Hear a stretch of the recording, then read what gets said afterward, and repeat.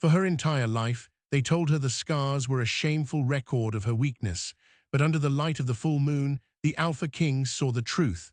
They weren't wounds, they were words, a lost language of power etched into her skin since birth, and she was the living prophecy it described.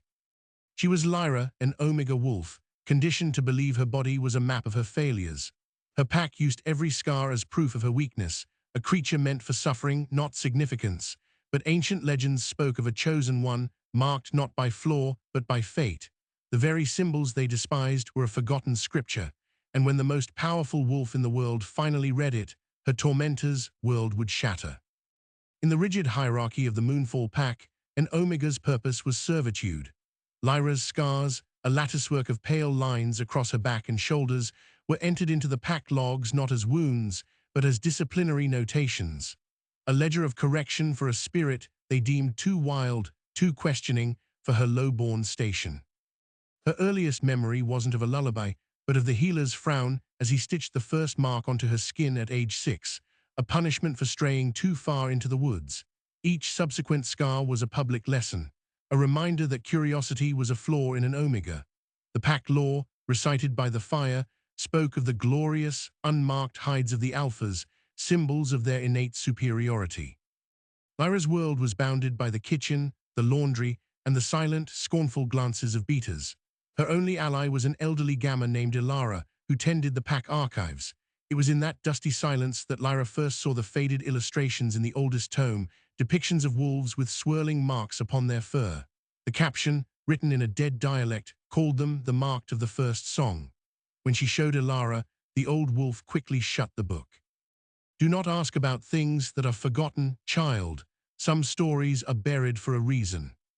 The political landscape beyond the pack borders was a tapestry of tension. For generations, the werewolf clans had been divided, their ancient unity shattered by territorial wars. At the apex stood Kaelan, the Alpha King of the Obsidian Howl. He wasn't just a ruler, he was a relic. The last known descendant of the first bloodline, his authority was both revered and resented. He had spent a decade trying to reunite the clans under the old accords, a task most considered impossible.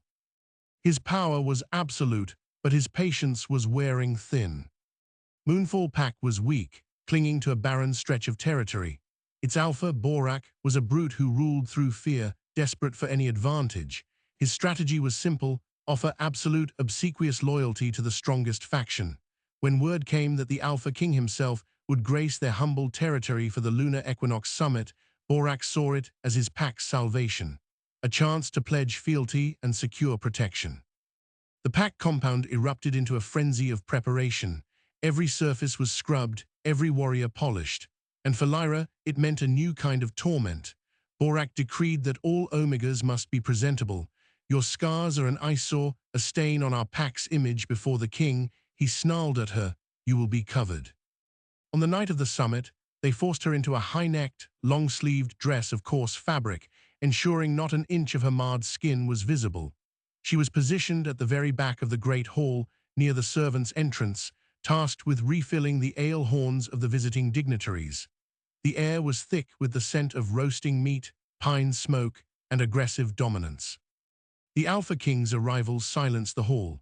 Kaelan moved with a predator's quiet grace, but an aura of immense, ancient power rolled off him, pressing every wolf present into a deeper bow.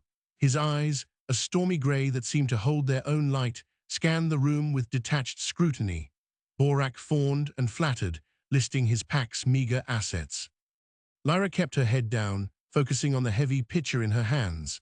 But as the formalities dragged on, the sealed collar of her dress chafed against the oldest, thickest scar on her shoulder blade. A familiar, dull ache began to throb. Unthinking, she shifted her weight, causing the rough fabric to pull taut across her back. At that exact moment, a shaft of brilliant white moonlight pierced the high window of the hall, striking the spot where she stood. It was the celestial climax of the equinox. A collective howl rose outside in tribute. A searing heat, not pain but pure, blinding energy, erupted across Lyra's back. It was as if her very blood had turned to lightning. She gasped, the pitcher slipping from her fingers to shatter on the stone floor. The sound was a gunshot in the silent room. All eyes turned to her in fury. Borak's face purpled with rage, but before he could speak, a low, thunderous growl echoed from the head of the hall. The Alpha King was on his feet. His detached expression was gone, replaced by sheer, world-shattering shock. He was staring directly at her, his grey eyes wide, reflecting a light that wasn't from the fire. He took a step forward, then another, the crowd parting before him like wheat before a scythe. "You," he commanded, his voice a vibration that shook the dust from the rafters. "Do not move." He closed the distance until he stood before her, the intoxicating, terrifying scent of frost and deep earth washing over her. The heat in her scars pulsed in time with her frantic heartbeat. With emotion so swift it was a blur, Kaelin reached out and hooked a single claw in the fabric at her collar. He tore it downward. A collective gasp sucked the air from the room, but Lyra saw their confusion. They saw only her old, shameful scars. Kaelin, however, was breathing as if he'd been sprinting. He wasn't seeing faded tissue. He was seeing what the direct light of the equinox moon had revealed to him alone. Under his gaze, the scars were no longer pale. They glowed with a fierce, internal blue-white luminescence, each line and curve connecting into intricate, pulsing symbols that swirled across her skin like living constellations, the lost language of the first wolves. Kaelin slowly dropped to one knee, a gesture that made every alpha in the room stumble back in disbelief. He reached a trembling hand toward the glowing script on her shoulder, stopping just before contact. "Whispers are not marks of shame," he said, his voice thick with a reverence that bordered on awe.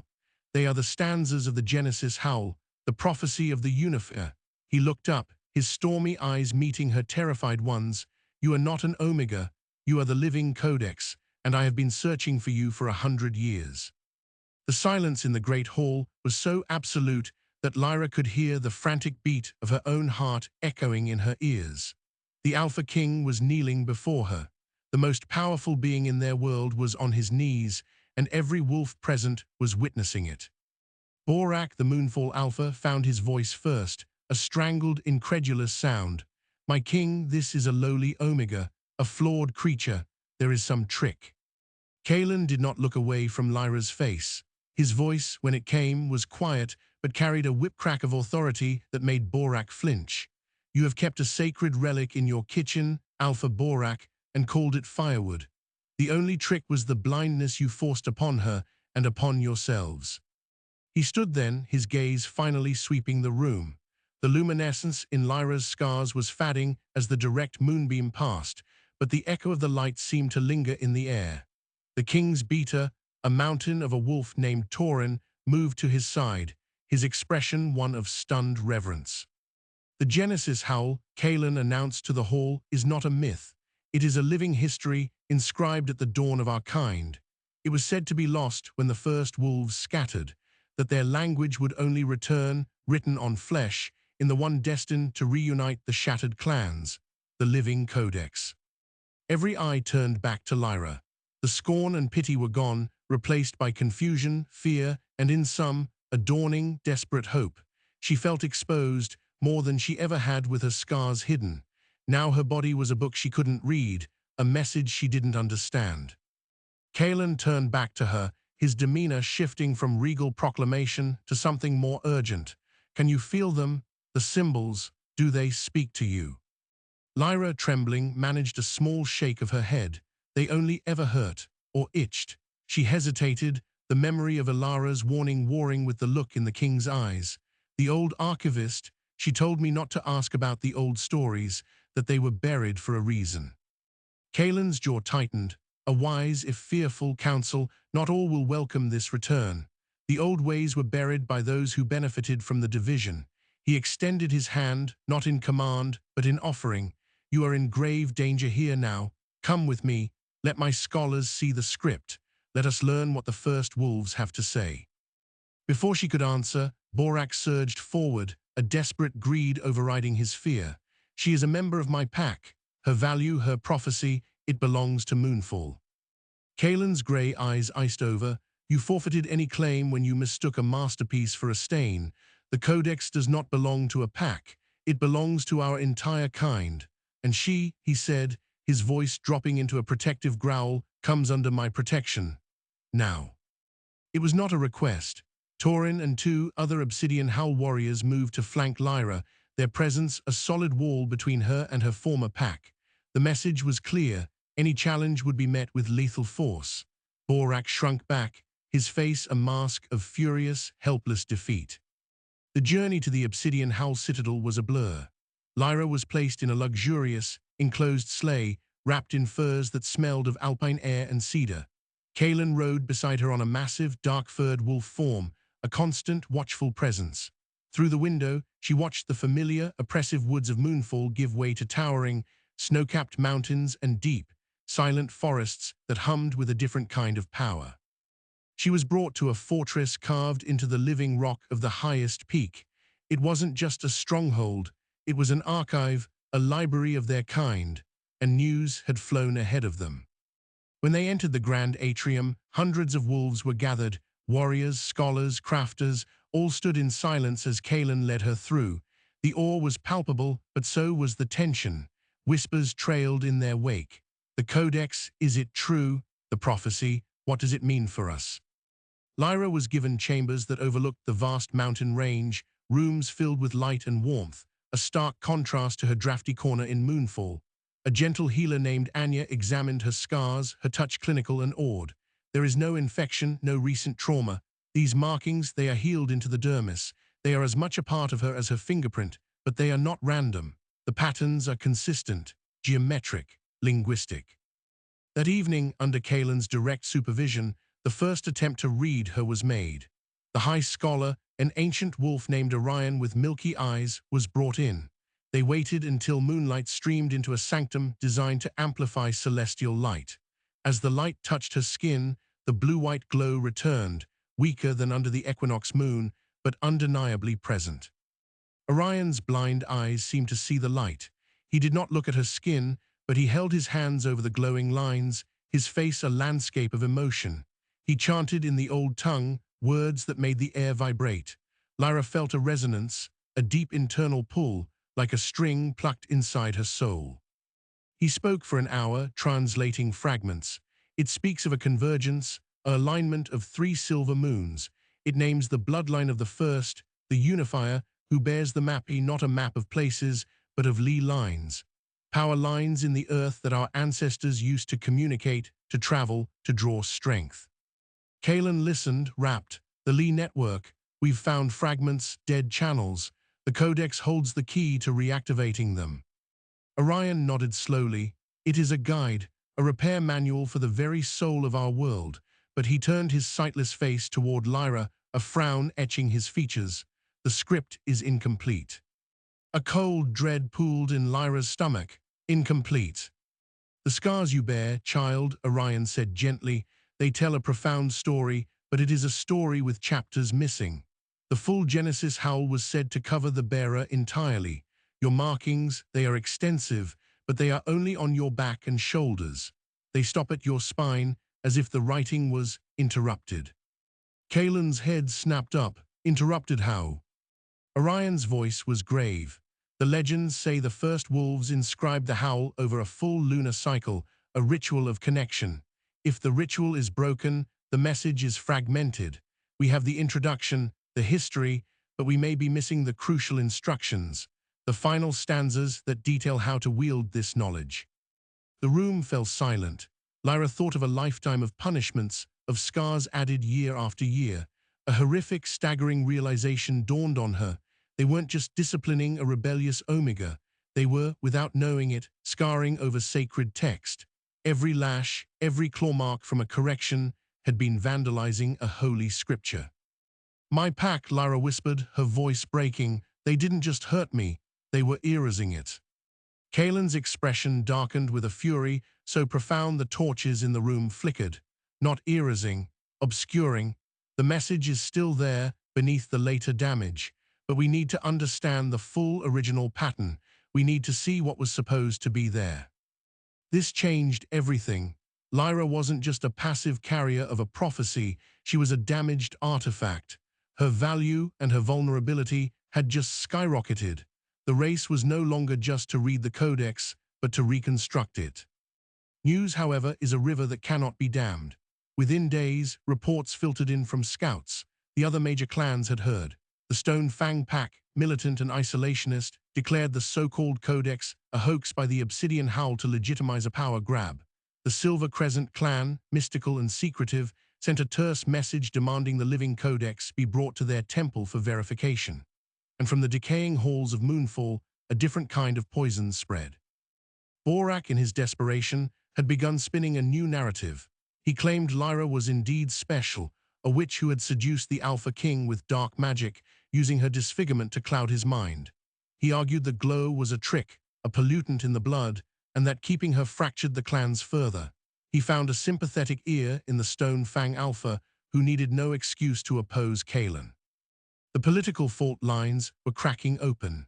Kalen's decades-long project of careful diplomacy was unraveling in a matter of weeks, all centered on the young woman now sitting in his library, trying to learn the history she literally carried.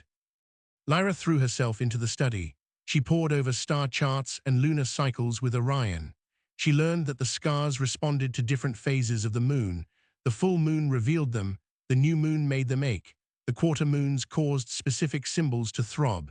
It was a painful, constant dialogue with a cosmos she'd never been allowed to notice.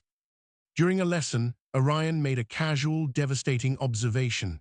The scars that glow, they follow the path of major nerve clusters and acupuncture meridians. The first wolves didn't just write on skin, they wrote on the body's pathways of energy. This is why you felt it. This is why it could hurt. They were connecting the message to your very life force. One night during a sharp ache under waning moon, Lyra had a flash of memory. She was very young before the first scar. A sensation of warmth, of someone's hands on her back, not hurting, but painting. A woman's voice, humming a tune that felt like the mountains themselves, her mother.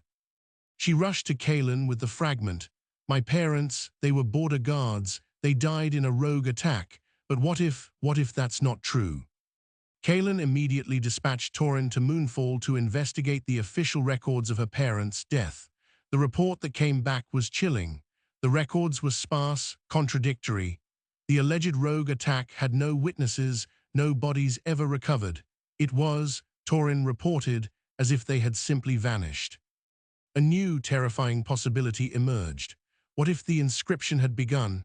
What if her parents, whoever they truly were, had started the ritual of the Genesis Howl, and someone had stopped them, violently, leaving the work unfinished, and their child to be labeled an Omega and hidden in plain sight? Lyra was no longer an accident of prophecy. She was the target of an unfinished, possibly intercepted, sacred mission. The scars weren't just a language, they were a crime scene. The pressure inside the Obsidian Howl citadel grew. Factions formed among Kalen's own people.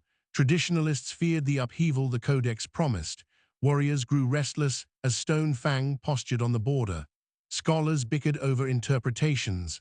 Lyra could feel the weight of it, a crushing expectation to have answers she did not possess.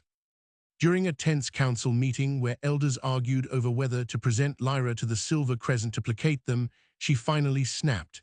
You keep talking about me as if I'm a scroll on a shelf. I am here, I am trying to understand, but all you see are the marks, not the person bearing them. The room went quiet. Kalen studied her, a new respect in his eyes. You are right, forgive us. We are trying to solve a puzzle, and we have forgotten the heart at its center. He dismissed the council. Alone with her, he spoke softly. The weight of this is not yours to carry alone, Lyra. It is mine to bear for our people. But you carry the map. I need you to trust me, even when the path is dark. She looked at him, this king who had knelt before her. I don't know how to be a codex. I only know how to survive. Sometimes, he said, that is the first and most important chapter of all. The break came from an unexpected source. Ilara, the old Moonfall archivist, had secretly fled the pack. Braving the winter woods, she arrived at the Obsidian Howl gates, half frozen, clutching a single, moldering leather journal. She demanded to see the Codex child. Brought before Lyra and Kalen, Ilara wept. I was wrong to silence you. I was afraid. Borak's father, the previous Alpha, he had orders about you. Let the marks be buried by new ones. I didn't understand until now. She pushed the journal forward. This was your mother's. She entrusted it to me the night she disappeared. She said if anything happened, to keep it until you were ready. I think you are ready. With trembling hands, Lyra opened the journal. The handwriting was elegant, flowing. Sketches filled the margins, not of wolves, but of constellations and strange, glowing plants. And on the last written page, a diagram of a wolf's back, with intricate, beautiful symbols drawn upon it. It was a blueprint, the original, intended design of the Genesis Howl inscription. Next to the diagram her mother had written, the ritual requires 3 things: the silver ink, moon-touched mercury ore, the painter's hand, a shaman of the pure bloodline, and the receiver's heart, open and unafraid. It must be completed under the triple moons, or the song will forever be broken, and the power will turn inwards, becoming a curse of pain. Lyra stared at the page.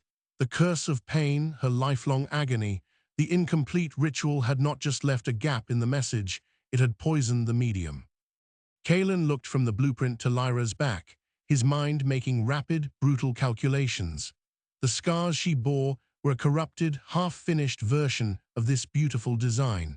The later injuries from Borak's pack had distorted the sacred lines, creating a kind of spiritual static. We have the blueprint, Kalen said, his voice taut with intensity. We know the components. The triple moon's alignment occurs once every 53 years. The next one is in 7 weeks. Orion, examining the journal, went pale. The silver ink, it is said to be guarded by the Stone Fang in their deepest mine, considered a toxic curiosity. The painter's hand, the only shamans of the pure, unbroken bloodline, belonged to the Silver Crescent clan. The realization was a cold blade in the gut. To complete the prophecy, to heal Lyra's pain, and unlock the full message, they needed the cooperation of the 2 clans most hostile to them. They needed a sacred ore from the militant isolationists and the help of the secretive mystics who wanted to take her captive. And they had to do it all in 7 weeks, under the gaze of every rival and enemy, knowing that Lyra's very body was a contested, fragmented map to a power that could either unite their world or destroy it. Kalen closed the journal, his hand resting on its cover. He looked at Lyra, whose face was a mixture of hope for answers and terror at the cost. So, he said, the final words of the first wolves are held by our greatest adversaries, and we must somehow convince them to help us write the ending. The blueprint was a gift, but it was also a countdown.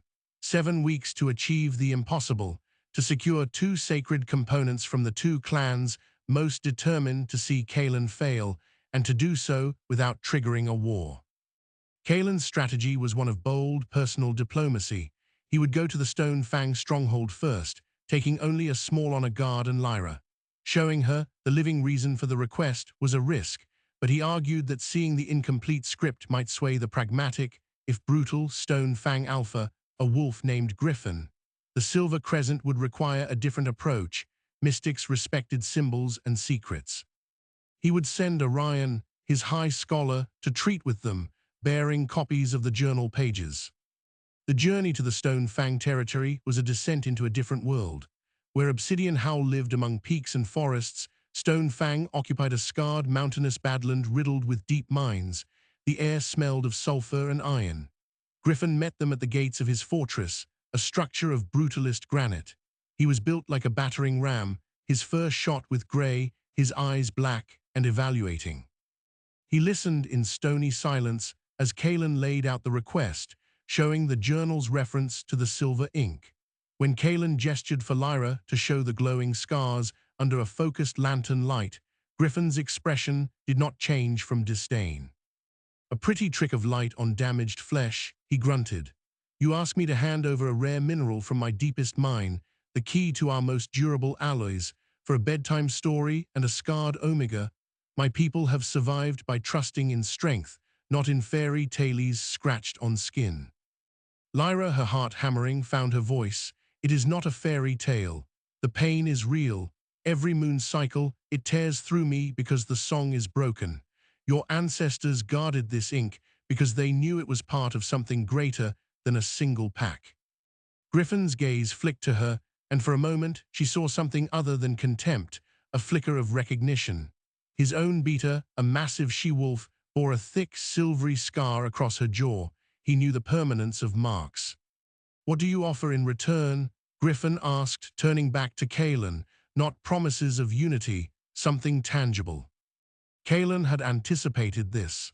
Safe passage and a 10% share of all refined metals from the reactivated Lee lines for the next 50 years. A fortune in energy and resources. Griffin was silent for a long time.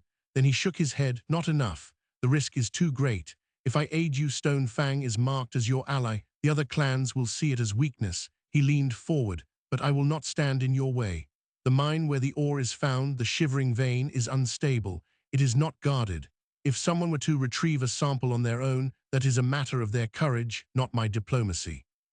It was a tacit, dangerous permission. They could have the ore, but they would have to mine it themselves from a treacherous, collapsing tunnel, and Stone Fang would bear no responsibility if they were crushed in the attempt. Meanwhile, Orion's mission to the Silver Crescent met a more esoteric, but no less frustrating, resistance. The clan's high shaman, a serene, ageless wolf named Selene, received him in a crystal-lined grove. She studied the journal copies with intense interest. "The painter's hand is not a role," she explained softly. "It is a bloodline trait, a connection to the original artists of the first song. I possess it, but the ritual is a covenant. To channel the silver ink, to complete the sacred writing, I must bond with the receiver's heart. I must feel her life force as my own. It is a profound vulnerability. Why would I open my spirit to a stranger, to an outsider who brings war to our doorstep?" Orion argued that completing the codex was the only path to true peace. Selene was unmoved. "Peace is a concept. My spirit is my reality. Let the Alpha King bring the living codex to our temple. Let her live among us, learn our ways, and prove her heart is worthy of the connection. Then, and only then, will I consider it." They were caught in a vicious trap. Stone Fang demanded a deadly physical trial, and Silver Crescent demanded a lengthy spiritual submission, time they did not have. Back at Obsidian Howl, the pressure began to manifest in Lyra's body in a terrifying new way. The ache in her scars became a constant, feverish burn. One morning, she woke to find that a few of the thinner, newer scar lines, ones inflicted by Borax enforcers, had split open slightly, weeping a faint, silvery fluid that smelled of ozone and decay. "The incomplete ritual is rejecting the later damage," Anya the healer diagnosed, her face pale. "Your body is trying to purge the corrupted parts of the script. If this continues, it could lead to a systemic infection. The curse of pain is becoming a physical unraveling." They were not just running out of time. Lyra was running out of life. Kaelin made a desperate decision. They would split their efforts. He would lead a team into the Shivering Vein to retrieve the silver ink ore. Lyra, against every protective instinct, would go to the Silver Crescent Temple, not as a prisoner, but as a supplicant to attempt to win Selene's trust. It was a gamble that left them both vulnerable. As Kaelin, Torin, and a team of miners descended into the treacherous darkness of the Stone Fang mine, Lyra traveled under guard to the mist-shrouded valleys of the Silver Crescent. The mine was a nightmare of echoing drips and shifting rock. The silver ink ore they discovered was not a mere rock. It was a liquid metal that pooled in heartstone cavities, reacting to moonlight. It had to be collected in special moonglass vials. As they filled the third vial, a low rumble shook the tunnel. Griffin had not lied about the instability. A cave-in began, sealing Torin and two others on the wrong side of a wall of rubble. Kaelin, coated in dust and blood, had to choose between pressing on for more ore or digging for his trapped men. With the Silver Crescent, Lyra found a world of silent observation and subtle tests. She was given a bare cell, served simple food, and expected to meditate for hours in the Crystal Grove. Selene never spoke to her directly, but Lyra could feel the shaman's presence, a gentle pressure against her mind. She focused on trying to project not her fear or her pain, but her sincere desire to understand the song within her. She spent hours trying to copy the symbols from her mother's journal onto parchment, her hand trembling. After 5 days, Selene approached her. "You draw the lines, but you do not feel their meaning. You are like a child tracing letters without knowing the alphabet. Show me your scars under the half-moon.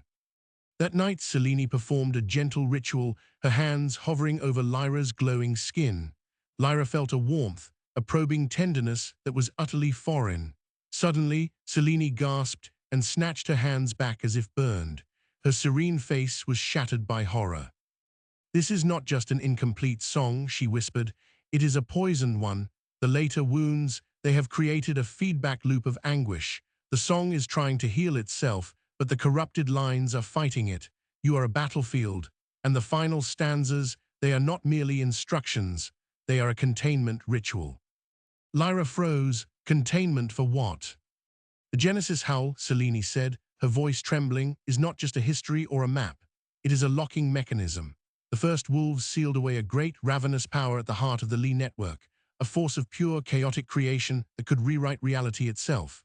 The completed codex is the key, but also the guide for the one who must wield that key with absolute purity of heart. Without the final stanzas to provide control, unlocking the lines would not bring unity. It would unleash a storm that would devour all order, all hierarchy, all life as we know it." The revelation was catastrophic. Borak's pack hadn't just vandalized a holy text. They had potentially turned it into a doomsday weapon. Completing the ritual was no longer just about healing Lyra or uniting clans. It was about preventing an apocalypse. At that moment, a frantic messenger from Obsidian Howl burst into the grove, seeking Lyra. The news was dire. Kaelin had survived the cave-in, rescuing his men and securing the silver ink. But on his return to the citadel, he had been ambushed at a narrow pass by a combined force of rogue wolves, and the messenger hesitated, warriors bearing the faded insignia of the long-lost Eclipse clan, a faction thought destroyed centuries ago. The attack was too coordinated, too informed. It was a trap, and Kaelin was missing, presumed captured or dead. The Obsidian Howl was in chaos. But the most chilling detail was the report from a dying rogue, who laughed with his last breath. "The broken codex will be whole again, and the true heir will claim his birthright." Selene went very still. The Eclipse clan, they were the original schismatics. They believed the power within the Lee lines should be seized, not safeguarded. They were the ones who tried to steal the Genesis Howl ritual long ago. If they have returned, if they have the Alpha King. She looked at Lyra with new, urgent eyes. "They do not want to complete the ritual to heal you. They want to complete it to control the power it contains. And they must have a shaman of the bloodline to do it. They will come for me next."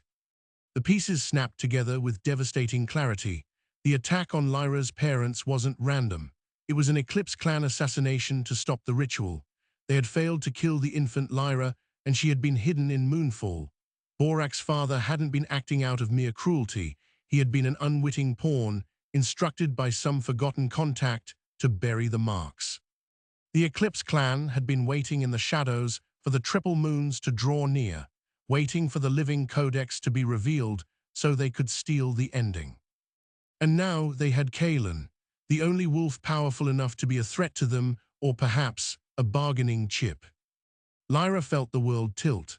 Her pain, her shame, her entire life had been a ripple effect from a secret war she never knew existed. She was not just a prophecy, she was the prize in a conflict that predated her by generations. Selene took Lyra's hands, her earlier reluctance gone, replaced by a fierce resolve. "We cannot wait. We must complete the ritual ourselves before they can force it. We have the blueprint, we have the silver ink, and now I offer my hand, not in 7 weeks. At the next full moon in 3 days. It is not the triple moons, so the power will be weaker, but it may be enough to seal the song and lock the power away forever." But there was one catastrophic flaw. Without the triple moons' specific energy, Orion warned via frantic message, attempting the completion could fail, causing a backlash that would kill both Lyra and Selene, or worse, shatter the containment immediately. Lyra stood at the precipice of an impossible choice. Wait for the triple moons and risk the Eclipse clan killing Kaelin and forcing the ritual for their own ends, or attempt a dangerous, early completion to try and save everyone, with a high chance of destroying herself and unleashing the very chaos she was meant to prevent. She looked at the worried faces around her, then down at her own scarred hands. For the first time, she didn't see a victim or a vessel. She saw the only person who could make this decision, the receiver's heart. She closed her eyes, feeling the painful thrum of the broken song in her veins. When she opened them, her voice was steady. We are not waiting, and we are not hiding. We are taking the fight to them. We complete the ritual at the Eclipse clan's own stronghold under the next full moon. We use their greed as our weapon. We rescue the king, and we end this. The plan was a desperate tapestry woven from fraying threads. They had 3 days until the full moon. In that time, Lyra, Selene, and the remaining Obsidian Howl forces had to locate the Eclipse clan's hidden stronghold, infiltrate it, rescue a captive Alpha King, and then perform a dangerous, untested ritual in the heart of enemy territory. Torin, who had been dug out of the mine, took command of the military operation.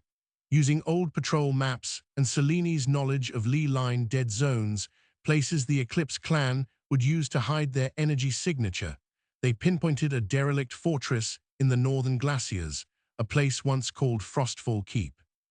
The assault would be two-pronged. Torin would lead the main force in a frontal diversion, noisy and aggressive.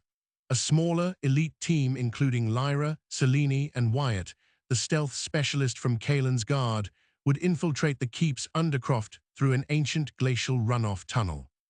The night of the full moon arrived, clear and brutally cold. As Torin's wolves charged the main gates with a thunderous clamor, the infiltration team slipped into the silent, blue darkness of the ice tunnel. The air inside was so cold it hurt to breathe, and the walls glowed with an eerie bioluminescence. The tunnel led up into the keep's foundations, a labyrinth of storage caves and forgotten dungeons. They found Kaelin in a cell carved from the living ice. He was shackled with cold iron, weakening his wolf, but he was alive. His face was bruised, but his eyes blazed with fury and relief when he saw Lyra. They didn't speak. Wyatt picked the archaic locks in seconds. As they freed him, Kaelin gripped Lyra's arm. They have a shaman, an old one from a splinter branch of the Silver Crescent. He's preparing a chamber at the top of the keep. They're going to force the completion tonight, using you. They know you're here. Their plan had been anticipated. At that moment, a gong sounded through the keep, deep and resonant. A voice, amplified by the ice corridors, echoed around them. Bring the codex to the spire. Come willingly, or we start dropping your king's loyalists from the battlements one by one. They had been herded into a trap. The Eclipse clan leader, a gaunt, ancient wolf named Morwen, had wanted them all in one place. The choice was stark: walk into his arena or cause a slaughter. Lyra looked at Kaelin, then at Selene. We go up. We give him the ritual he wants, but we control how it ends. The spire was a circular chamber open to the sky, the full moon blazing directly overhead. Morwen waited beside a stone altar. He was flanked by his own scarred shaman and a dozen elite guards. Below, in the courtyard, Torin's forces were surrounded, held at spearpoint. Morwen's eyes were feverish with fanaticism. The living codex, the painter's hand, and the Alpha King, whose blood will be the final catalyst to break the seal. The stars align. Kaelin growled, stepping in front of Lyra. You misinterpret the old texts. The ritual requires a willing heart, not a blood sacrifice. Sacrifice is the ultimate willingness, Morwen hissed. Now, the codex will disrobe and take her place on the altar. The painter will complete the song, or my archers will fill the courtyard with arrows. Lyra felt a strange calm settle over her. This was the moment her entire life had pointed toward. She walked forward, ignoring Kaelin's protective snarl. She stood before the altar and let the heavy fur cloak fall from her shoulders. The moonlight struck her bare skin, and the scars ignited into that brilliant, painful blue-white lattice. The Eclipse clan wolves gasped, even Morwen taking a step back in awe. Selene stepped forward, holding the vials of silver ink. Morwen's shaman moved to intercept, but Selene fixed him with a glare. You are of the blood, but you have twisted it. Stand down, cousin, or be broken by the song you try to steal. The authority in her voice gave the male shaman pause. Selene approached Lyra, her hands steady. The heart must be open and unafraid, she whispered. I am ready, Lyra whispered back. As Selene's fingers dipped in the liquid moonlight of the silver ink, touched the first incomplete line on Lyra's spine, the world changed. It was not pain. It was a surge of pure, resonant energy. The ink flowed not like a liquid, but like a thought, tracing the paths of the original blueprint from Lyra's mother's journal. Where the ink met a scar from Borak's pack, the corrupted tissue sizzled and reformed, the jagged lines smoothing into elegant, glowing script. Lyra's back became a living canvas of light, the chamber filled with a sound, a deep, harmonic hum that was felt more than heard. The very stones of the keep began to vibrate. The ley lines, dormant for millennia, pulsed to life far beneath the ice, their energy rushing toward the spire like rivers finding the sea. Morwen watched, ecstatic. Yes, feel the power, it rises. But Kaelin watched Lyra's face. She was not in ecstasy. She was in a state of profound, focused concentration. The completed symbols were not just on her skin, they were being etched into her understanding. She was reading the Genesis Howl for the first time, and her expression was shifting from wonder to grim determination. Selene completed the final symbol, a complex knot of lines over Lyra's heart. As she did, a beam of concentrated moonlight connected Lyra to the moon above. The hum crescendoed into a clear, beautiful note, the first note of the song. Morwen cried out, "Now break the seal, command the power." Lyra opened her eyes. They were no longer just her eyes, they glowed with the same blue-white light. She looked at Morwen, and when she spoke, her voice was layered with 1,000 ancient voices. The seal was not placed to imprison power, the chorus spoke through her. It was placed to protect it from hearts like yours. The power is not to be commanded, it is to be harmonized with. She raised her hands. The rushing Li energy did not funnel into her to be wielded. Instead, it flowed asterisk through asterisk her, and she began to sing. It was a wordless melody, the true Genesis howl, a song of connection, balance, and healing. The effect was immediate. The violent tension in the courtyard dissolved. Wolves on both sides lowered their weapons, their anger washed away by the overwhelming sense of unity. The glacial ice around the keep began to bloom with sudden, impossible flowers. The corrupted, pained scars on Lyra's body faded, not disappearing, but transforming into beautiful, silver-white tattoos that pulsed gently with life. Morwen screamed in rage, drawing a dagger of black obsidian. "It is mine," he lunged for Lyra. Kaelin moved, but he was too far. Wyatt's crossbow bolt took Morwen in the shoulder, spinning him around, but it was Selene who ended it. She placed a hand on the mad leader's forehead. "Sleep," she commanded, and the stolen, fractured energy within him recoiled, knocking him unconscious. The song faded. The light in Lyra's eyes softened and then returned to normal. She swayed, and Kaelin was there to catch her, wrapping his cloak around her. The new marks on her skin remained, but they were cool and quiet, a part of her now without pain.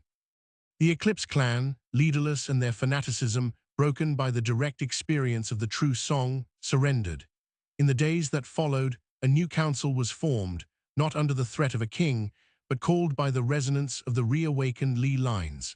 For the first time in centuries, every major clan and many minor ones sent representatives to Obsidian Howl. Lyra stood before them, no longer hidden. She explained what the completed codex had revealed. The Li network was a living system, a circulatory system for the planet's natural magic.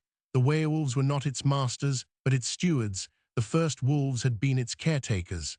Their decline began when they tried to control it. The prophecy of the Unifier was not about a ruler, but about a healer who would restore the connection. Kaelin, standing beside her, addressed the gathered alphas. "My claim as king was based on the old blood, but true authority comes from service.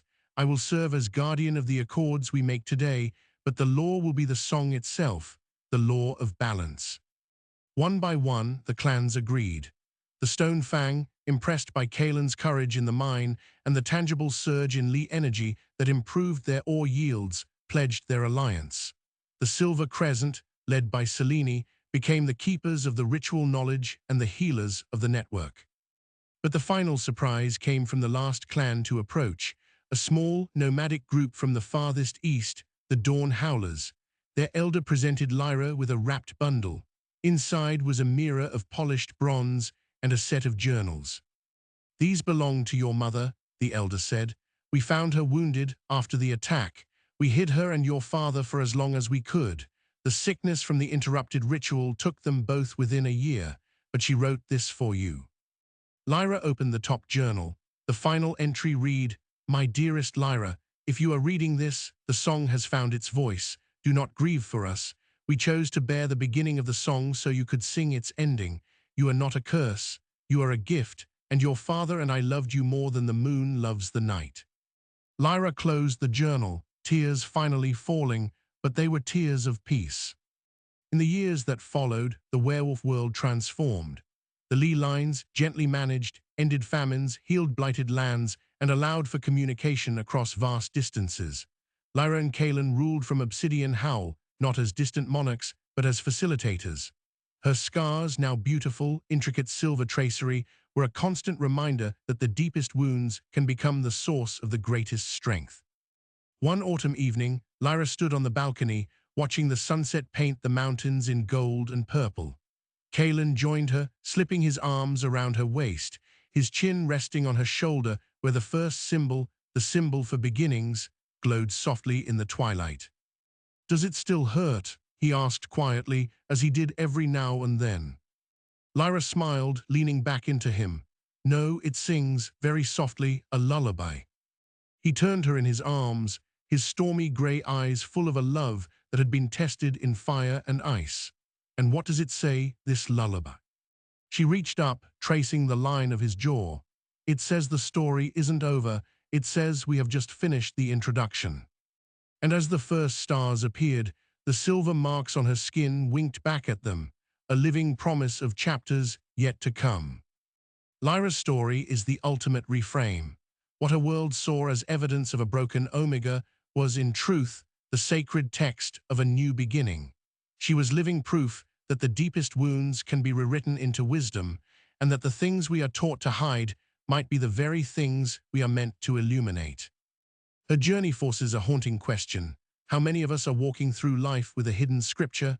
How many carry marks, emotional, physical, spiritual, that we've been told are shameful flaws, when they might actually be a map to a power we haven't yet dared to claim? The Alpha King didn't give Lyra her value. He was simply the first one who knew how to read it. Her real transformation began not when he knelt, but when she finally stopped seeing herself through the eyes of her abusers and started listening to the ancient song in her own skin. The unification of the clans wasn't won by a war of conquest, but by an act of profound vulnerability and repair. It reminds us that true strength isn't about being unmarked. It's about understanding the story your marks tell and deciding who gets to write the next chapter. If this epic tale of hidden power, fated love, and glorious revenge resonated with you, do us a huge favor. Smash that like button. It tells the algorithm this is the kind of deep, transformative storytelling you want more of. Share this with someone who needs to hear that their scars don't define their destiny. And subscribe to the channel and ring the notification bell. We are just getting started, and we have so many more stories where the underestimated rise, secrets are unveiled, and hard karma delivers its perfect, poetic justice. Let us know in the comments, what did you see in your own life reframed by Lyra's journey? We read every single one. Until next time, remember, you are not a flaw. You are a story waiting to be read in the right light.